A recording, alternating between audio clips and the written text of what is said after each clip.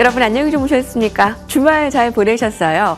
절기상 지난주에 입춘이 지났는데도 날씨가 참 매섭습니다. 그런데 뉴욕 증시가 아주 반가운 소식을 들려왔죠. 다우지수가 사상 처음으로 5만 선을 돌파해 새로운 이정표를 내세웠습니다. 뿐만 아니라 나스닥, S&P 500 지수 모두 2% 내외로 급등을 하면서 지난주의 변동성을 좀 잦아들게 하지 않을까라는 기대감이 있는데요. 지난주에 이 AI 과잉 투자에 대한 우려, 이 소프트웨어에 대한 이런 부진에 대한 변동성이 참 컸는데 이번 주에는 어떤 점에 초점을 맞춰야 되는지 참 중요한 월요일입니다. 이번 주에는 고용지표와 또 CPI 발표가 예정되어 있는데 시장의 관심은 고용지표로 조금 더 기울고 있습니다. 지난주에 고용지표 민간 쪽에서 나온 부분들이 좀 부진했기 때문에 고용지표 좀 주요하게 봐야 되겠고요. 중국은 이제 춘절 이후에 앞으로의 좀 향방도 좀 예의주시해야 될 것 같습니다. 자, 국내 증시 또 기대감이 큰 오늘입니다. 오늘 함께 글로벌 증시와 또 국내 증시 그 출발을 함께 해보도록 하죠. 출발합니다.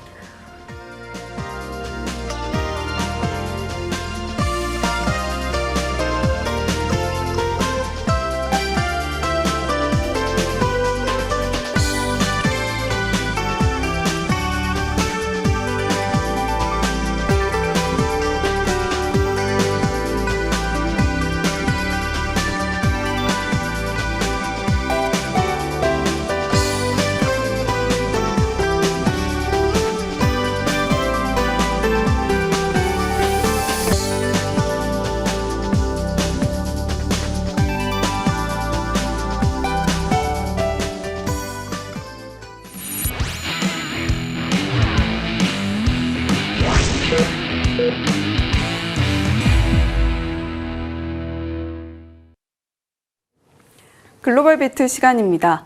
지난주 금요일 뉴욕 증시 언제 그랬냐는 듯 또 3대 지수가 활짝 피어났습니다. 다우존스 지수가 5만 포인트를 처음으로 돌파하는 모습을 보여줬고요. 그런 가운데 그동안 급락세가 컸던 기술주들도 대체로 상승하는 분위기를 이어가는 모습이었죠. 네, 드디어 다우 5만 시대라니 참 감회가 새로웠습니다. 최근 미국 증시 투자 난이도가 참 높아졌습니다. 우리가 선호하는 고성장 기술주들이 많이 흔들리는 한편 경기 민감, 부양, 가치주 이런 쪽에서 강세를 보이고 있는 거거든요. 다우 지수가 선방하는 이유이기도 합니다. 포트폴리오 재점검에 대한 고민이 깊어지는 요즘 오늘도 다양한 전략들 세워보기에 앞서서 금요일 시장 상황 리뷰를 해보시죠. 3대 지수입니다. 다우 지수가 이날 2.5%나 급등을 하면서 5만 100포인트 선 위에서 거래를 마쳤습니다. S&P 500 지수와 나스닥 지수 역시 2% 안팎의 강력한 반등 흐름을 나타냈고요.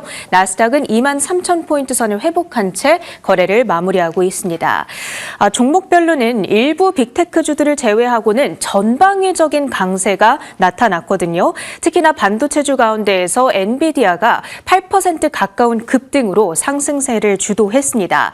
빅테크들이 올해 천문학적인 규모입니다. 6,500억 달러의 캐펙스 투자에 대한 전망을 하고 있는 상황이다 보니까 결국 이렇게 투자를 많이 한다라는 것은 엔비디아의 칩을 구매한다라는 것으로 연결이 되기 때문에 이날 투심에 도움이 됐습니다.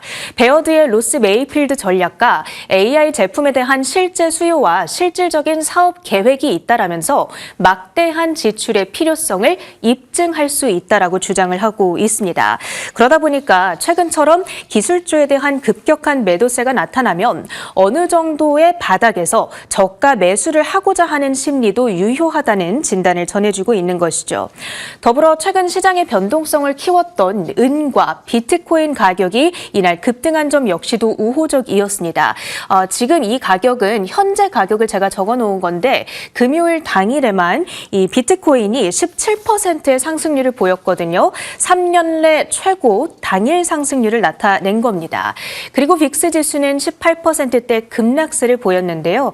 이렇게 빅스가 떨어지게 되면 옵션 거래 그리고 CTA 펀드의 매수세가 자동적으로 들어오다 보니까 수급적인 측면 역시도 강했다. 이렇게 정리를 해볼 수가 있겠습니다.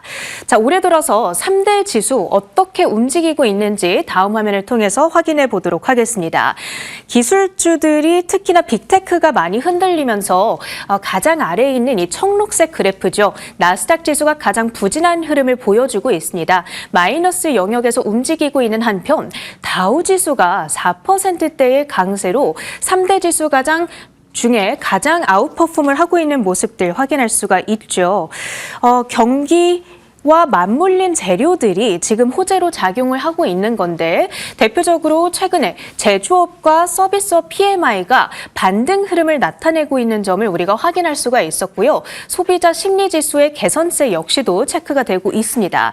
전부 다 경기 부양과 맞물린 다우의 우호적인 재료들이라고 볼 수가 있겠고요.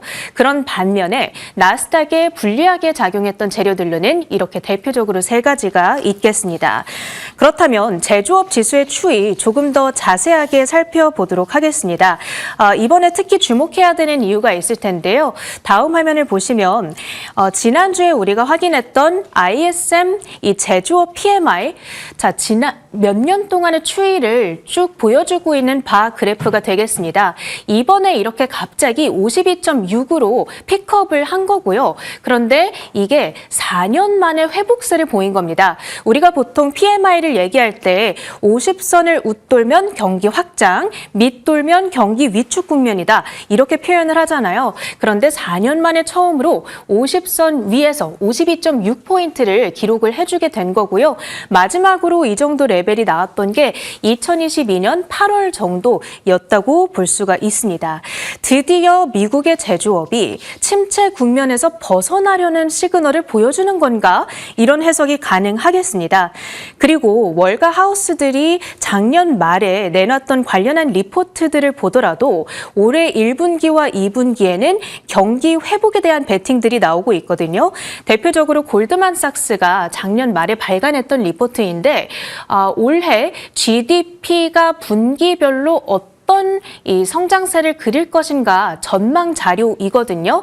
보시면 2026년 여기가 바로 올해죠. 1분기와 2분기에 특히나 미국의 GDP가 강력한 확장세를 보일 것으로 골드만삭스 측에서는 전망을 하고 있습니다. 그리고 그 확장을 결정적으로 기여하는 핵심적인 요인으로는 여기 이 파란색 부분 fiscal impulse가 가장 핵심 드라이빙 팩터가 될 거다라고 얘기를 하고 있는데요. 그러니까 정부의 재정 지출이 되는 겁니다. 그러다 보니까 우리는 지금 이 시점에 포트폴리오에 대한 고민이 되는 이 시점에 경기 회복의 수혜주 쪽에 조금 관심을 가져야 되지 않겠냐 이런 시각들이 현재 나오고 있는 상황이고요. 대표적으로는 소비재와 산업 원자재, 구리가 꼽히겠죠. 닥터 카퍼, 구리를 보면 경기의 화랑도를 알 수 있다. 이런 말이 있을 정도로 구리는 가늠자로 여겨지기도 하고요. 특히나 최근에 AI 호재까지 맞물리면서 레거시 반도체들이 강한 흐름을 나타낸 바가 있었고 에너지 역시도 대표적인 경기 회복의 수혜주로 부각이 되는 게 사실입니다.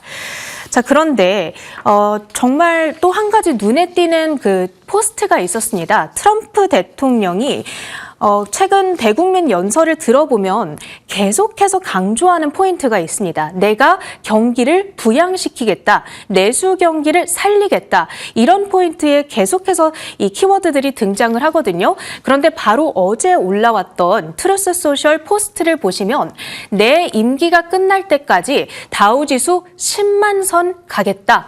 이제 5만인데 그러면 다우지수를 2년 안에 2배 부양시키겠다라는 의지를 시사하고 있는 것이죠. 트럼프 대통령이 사실 이 주식시장에 대해서 대놓고 언급하는 경우는 참 많습니다. 그런데 특정 지수를 딱 집어서 정확하게 몇 포인트까지 끌어올리겠다라는 타겟치를 제시한 것은 제가 알기로는 이번이 처음이란 말이죠. 그런 면에서 우리가 좀 주목해 볼 만한 포인트가 있지 않을까 싶은데요. 지난주에 실제로 앞서 살펴봤던 이 제조업 PMI가 잘 나오게 되면서 여러 경기 부양 수혜주들이 급등세를 나타냈거든요. 지금 이 밑에 있는 시세는 주간 단위의 상승률을 나타내고 있는 겁니다.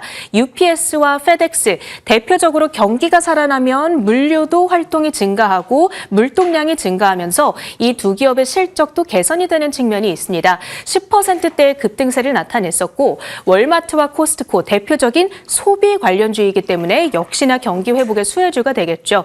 그리고 캐터필러와 디어 등의 중장비 업체들 AI 인프라에 대한 투자, 그 간접 수혜주로서도 부각이 되는 측면이 있고요. 10%대의 급등이었죠.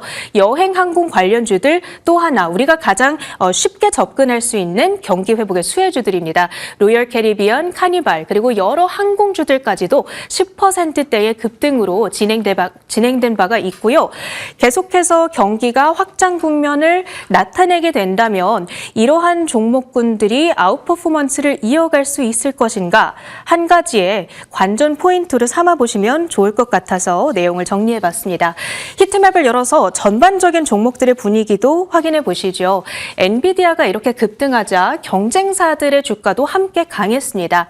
특히나 브로드컴과 AMD가 7%, 8%대의 급등세를 연출했죠. 제프리스가 알파벳의 지출 상향은 브로드컴의 우호적이다 이런 평가를 내놨거든요. AZEK 주문량이 늘어나게 되면서 브로드컴의 주가는 $500까지 나갈 수 있다라는 전망을 내놨습니다. 필라델피아 반도체 지수 역시 이날 5.7%의 급등으로 진행이 됐고요. 다만 조금 부진했던 쪽을 보자면 아마존이 5%대 빠졌습니다. 전날 실적을 내놨고 1분기 영업이익에 대한 전망치가 기대치를 밑돌았죠. 자본 지출은 2천억 달러까지 크게 늘리겠다라는 계획을 밝혔습니다. 지금 추정되고 있는 아마존의 free cash flow, 그러니까 현금 흐름은 마이너스로 전환이 될 가능성이 거론이 되고 있거든요. 적자 전환 추정되고 있는 상황이다 보니까 이 부분 역시도 주가의 부담으로 작용하는 하루였습니다. 지난주에 특히나 힘겨운 주간을 보냈던 소프트웨어 업종들도 이날은 모처럼 반등세를 나타냈습니다. 팔란티어와 오라클이 나란히 4%대의 급등세를 보여줬고요. 주간 단위로 특히나 강했던 쪽은 건설과 운송 그리고 중장비 업체들이 되겠다.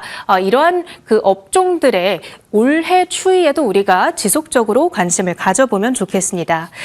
이날 AI 인프라 투심에 결정적으로 또 하나의 트리거가 됐던 촉매가 됐던 재료는요. 바로 젠슨왕 CEO의 CNBC 인터뷰 내용이었습니다. 보시면 지난주에 이제 올해 설비 투자 규모가 총 6,500억 달러로 추산이 되는 가운데 이것은 거품이 아니다라고 선을 긋는 발언들이 나왔거든요. 인류 역사상 최대 규모의 인프라 구축인데 이는 적절하며 장기적으로 지속 가능하다라고 얘기를 했습니다. 이 인터뷰에서 가장 중요했던 핵심적인 포인트는 지속 가능한 이유가 빅테크 기업들의 현금 흐름이 앞으로 폭발적으로 본격적으로 증가할 것이기 때문이다. 이런 이야기가 있었거든요. 현금 흐름은 상승하기 시작할 것이기 때문에 지금 예측되는 현금 흐름과 이 막대한 자본 지출을 비교하는 것 자체가 틀렸다라는 겁니다. 현금 흐름의 폭발적인 추가 성장을 점치고 있는 내용으로 마무리를 해보면 되겠습니다. 이번 주에 주요 일정까지 체크를 해보면서 마무리를 해볼 텐데요. 이제 슈퍼 위크는 끝이 났습니다. 실적 시즌의 피크도 지나갔고 그렇기 때문에 경제 지표들에 우리가 좀 주목을 해봐야겠죠. 일단 소비자 물가지수가 금요일에 발표가 됩니다. 1월 CPI 향후 연준의 정책 결정과 관련해서 영향을 줄 수 있는 데이터로서 주목을 해보시면 좋겠고요. 11일에는 1월 비농업 고용 보고서가 발표가 됩니다. 특히나 지난주 고용 지표들이 잇따라서 고용의 악화를 가리켰던 바가 있기 때문에 관심도가 높죠. 1월 실업률은 4.4%, 신규 고용은 7만 명 정도로 예상되는 상황 속에서 만약에 더 안 좋게 나온다면 고용 불안이 빠르게 확산할 수 있다는 점까지 체크포인트 삼아보시면 좋겠습니다. 일정까지 봤습니다.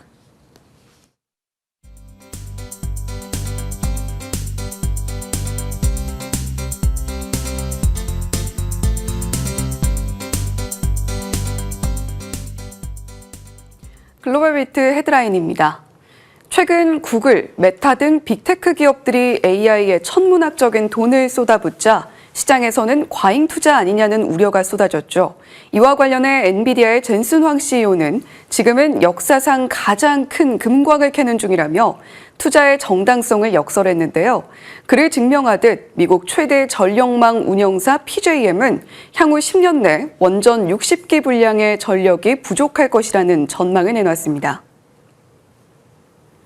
젠슨 황 엔비디아 CEO가 CNBC와의 인터뷰에서 최근 시장을 흔들었던 AI 거품론과 과잉 투자 논란에 대해 입을 열었습니다.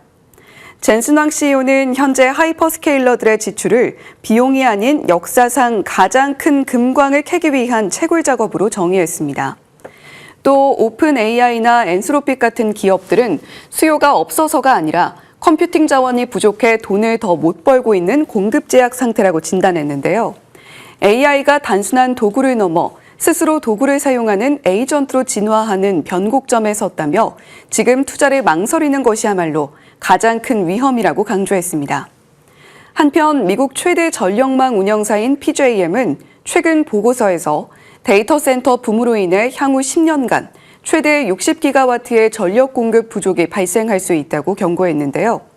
60기가와트는 대형 원자력 발전소 60기를 새로 지어야 감당할 수 있는 엄청난 규모로 이를 해결하기 위해서는 1,800억 달러, 우리 돈 약 240조 원이 필요하다고 말했습니다.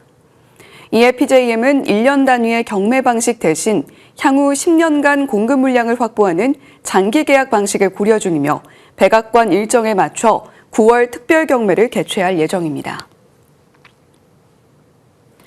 지난 금요일 마이크론의 주가가 한때 크게 출렁였습니다. 엔비디아의 차세대 AI 슈퍼칩인 베라 루빈에 들어갈 6세대 고대역폭 메모리 HBM4 공급망에서 미국 마이크론이 사실상 배제됐다는 이야기가 X 등 소셜미디어에서 빠르게 번져나갔기 때문인데요. 그럼에도 마이크론 주가는 오히려 3% 넘게 상승 마감했습니다. 반도체 분석기관 세미애널리시스가 엔비디아의 차세대 칩 베라 루빈용 HBM4 공급사에서 마이크론의 점유율이 0%가 될 것이라고 전하면서 마이크론 주가가 한때 크게 하락했습니다.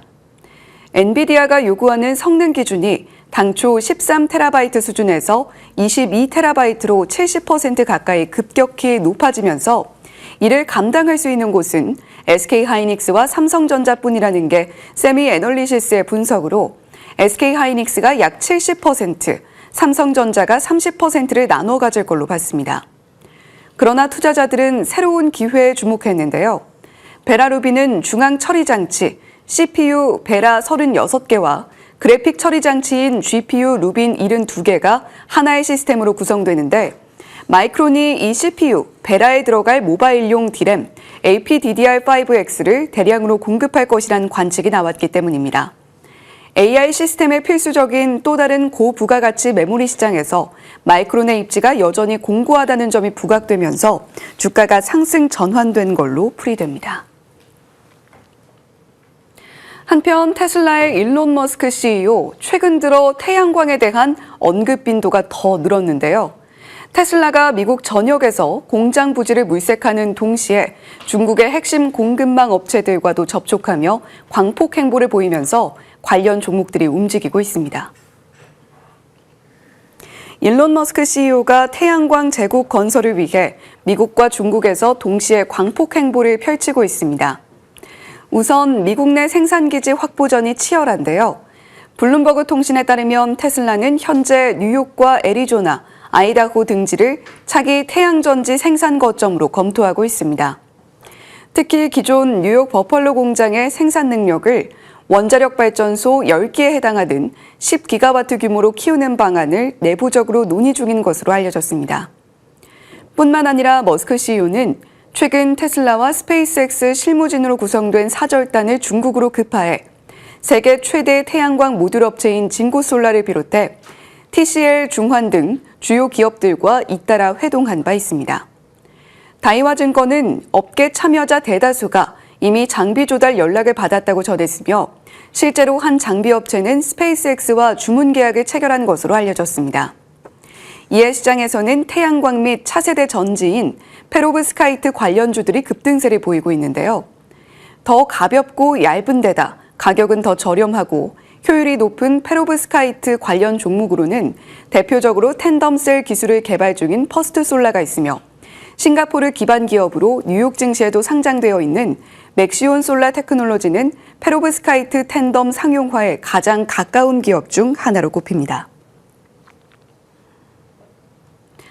월 6만 원대라는 파격적인 가격으로 시장을 뒤흔들었던 저가 비만 치료제 열풍에 제동이 걸렸습니다. 미국 식품의약품 FDA가 승인받지 않은 조제약의 대량 판매에 대해 강력한 단속을 예고하자 이른바 반값 위고비 출시를 예고했던 힘센허스는 백기를 들었습니다. FDA가 승인받지 않은 GLP-1 계열 비만 치료제, 일명 조제약을 대량으로 생산하고 홍보하는 행위에 대해 대대적인 단속에 나서겠다고 밝혔습니다. FDA는 성명을 통해 미승인 약물은 안전성과 효과를 담보할 수 없다고 못 박았는데요. 특히 조제약을 마치 정식 승인약이나 제네릭, 복제약인 것처럼 소비자를 오도하는 행위를 강력히 비판하면서 이를 멈추지 않을 경우 압수수색이나 판매 금지 조치까지 취하겠다고 경고했습니다. 이 같은 강력한 규제 시그널에 힘센허스는 즉각 자체 조제한 알약 형태의 비만 치료제 판매를 중단했습니다. 월 49달러라는 파격적인 가격 정책을 내놓은 지 불과 이틀 만입니다. 저가 공세에 시달리며 주가가 17% 넘게 폭락했던 오리지널 개발사 노보노디스크는 숨통이 트였습니다. 노보노디스크의 주가는 향후 암울한 실적 전망까지 겹치면서 최근 5거래일 동안 20% 넘게 하락했지만 저가 조제약에 대한 단속 소식에 9% 급등, 시간외에서도 4%대 추가 상승했습니다. 그 밖에 먹는 비만 치료제를 영위하고 있는 일라이릴리, 화이자 등의 주가도 2에서 3%대 반등했습니다. 글로벌 베이트 헤드라인 전해드렸습니다.